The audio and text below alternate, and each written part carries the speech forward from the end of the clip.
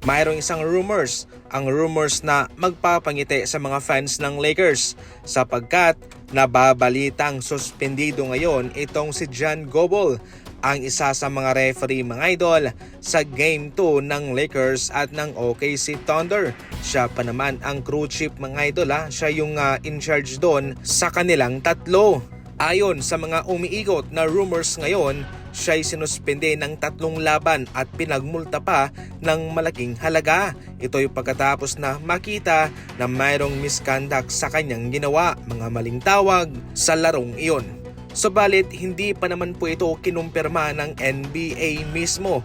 At ayon sa rules ng NBA ay hindi po nila pinapublic ang anumang mga parusang ibinibigay nila sa mga referee nila. Posibleng lumabas ang rumors na ito, ang chismis na ito mga idol sapagkat mayroong nagpalabas.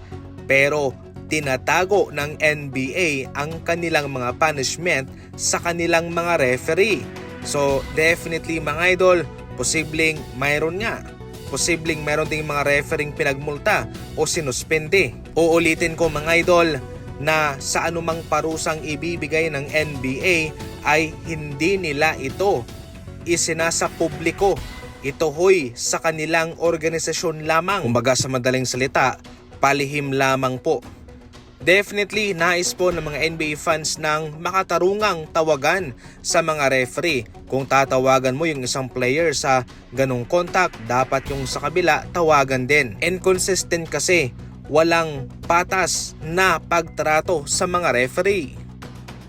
Sa ibang balita naman mga idol, wala pa rin pong panalo ang 76ers laban sa Knicks. Sa ngayon po ay bauna ang 76ers sa 0-3 laban sa Knicks. Isang malaking pagkakamali pa at tuluyan na po silang mawawalis sa series na ito.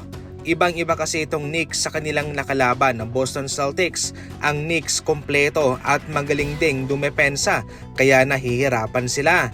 At idagdag mo pa ang tila limitadong performance nitong si Paul George. Nahihirapan siya mga idol at ever since simula Game 1, Game 2, Game 3 ay hindi pa siya naka-score ng lagpas 20 puntos. Nakuha na nga rin po mga idol ng San Antonio Spurs ang panalo sa Game 3 laban sa Minnesota sa mismong home court nito. Ngayon lamang na sila 2-1 at isa pang panalo, 3-1 na po ito. Nahirapan nitong Minnesota mga idol sa maraming mga contributor nitong San Antonio Spurs. Wala silang kasagutan sa mahigpit na depensa nito. At kung sila'y mayroong napipigilang gwardya, marami naman ang nag-aambag pa. Para sa mga NBA Fast Break balita, tumuto ka lang. And as always, thank you for watching.